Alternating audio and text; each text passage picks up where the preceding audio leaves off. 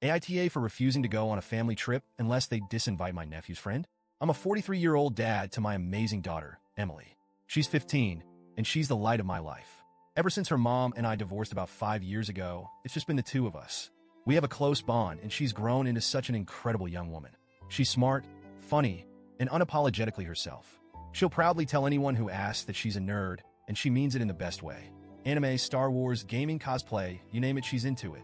Being herself hasn't always been easy for Emily. Kids can be cruel, and she's dealt with her fair share of bullying over the years. Middle school was especially rough, but she toughed it out. High school started off a bit better, until Jeff entered the picture. Jeff is 16 and, unfortunately, happens to be my nephew's best friend. He's also Emily's absolute worst nightmare. I don't throw around words like bully lightly, but there's no other way to describe Jeff. It started small, as these things often do. He'd call her names in passing or make fun of her interests. At first, Emily shrugged it off. She told me she could handle it and even laughed about it, saying, "It's not like I haven't heard it before, Dad." But it didn't stop there. Over the past 2 years, Jeff has taken things to a level I didn't think was possible for a kid his age. He pulls her hair, rips her clothes, and deliberately destroys her belongings. The worst incident happened last year. Jeff stole Emily's backpack during lunch and threw it into a toilet in the boys' bathroom. When she tried to get it back, things escalated into a full-on fight. Both of them got suspended. When I picked her up that day, she tried so hard to act tough, but I could see how broken she was. That backpack had been a birthday gift from me, and she loved it. Seeing it destroyed, along with her books, notes, and sketches, devastated her. That night, she cried herself to sleep while I sat in the next room, furious and helpless. I didn't just sit back and let this happen. I've done everything in my power to protect Emily from Jeff. I've had countless meetings with the school. I've spoken to Jeff's parents multiple times. His dad couldn't care less. And his mom, well, she straight up blamed Emily for provoking him. The school rearranged Emily's schedule to keep her away from Jeff as much as possible. But he always finds a way to bother her. He waits for her outside of class, intercepts her in the hallways, and even messes with her stuff in the cafeteria. It's like he has this twisted vendetta against her, and I can't figure out why. Now here's where things get messy. My family has this tradition of taking a big vacation every year around the holidays. It's something we all look forward to.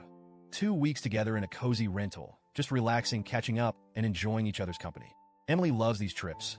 It's one of the few times she gets to hang out with her cousins without the stress of school or social drama. We've been doing it for years, and I've always appreciated how close it's kept us as a family. This year, we're supposed to leave in a week. I was on the phone with my sister, finalizing plans, when she casually mentioned buying Jeff a winter coat for the trip. Wait, what? Jeff is coming? I stopped her mid-sentence, trying to process what she'd just said. Why is Jeff coming? I asked. Oh, she replied, brushing it off like it was no big deal. He's practically family. Plus, his home life is rough. We thought it would be nice for him to get away for a bit. I felt my blood pressure spike. Emily and I aren't going if Jeff is coming, I said flatly. My sister was stunned. She tried to convince me that I was overreacting. She said Jeff isn't that bad and that he's just a troubled kid who needs some support. She brought up his parents' divorce and how unstable his home life is. She even suggested that Jeff might have a crush on Emily, which made my skin crawl. A crush? I snapped. Is that what we're calling harassment now? The conversation went downhill fast. She accused me of being selfish and said I was punishing Jeff for things that aren't his fault. I reminded her of everything he's done to Emily. The name-calling, the destruction of her belongings, the fight that got her suspended. Her response? I know, but Jeff needs this. Jeff needs this? What about Emily? Does she not deserve to feel safe and happy on what's supposed to be her vacation too? I stuck to my guns and told my sister that my decision wasn't changing. If Jeff goes, we stay home. End of story. That's when all hell broke loose. The family group chat lit up like a Christmas tree. My parents are begging me to reconsider, saying the trip won't be the same without us. My brother chimed in with the classic boys will be boys line, which made me want to throw my phone across the room. Meanwhile, Emily overheard part of the conversation and started panicking. She asked me point blank if Jeff was going, and when I hesitated, she broke down. It wasn't just tears. It was a full-blown panic attack. Hyperventilating, shaking, the works. I held her and promised her that she wouldn't have to go anywhere near Jeff.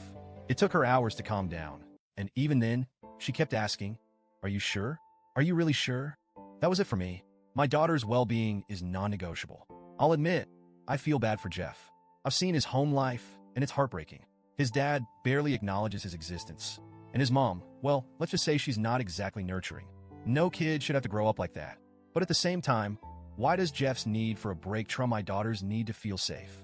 Why should Emily have to spend 2 weeks trapped in a house with her bully just so Jeff can have a nice vacation? My sister and parents don't seem to understand this. They're treating me like I'm the Grinch, single-handedly ruining Christmas. But in my eyes, this isn't about tradition or family unity. It's about protecting my daughter. So, Reddit, AITA?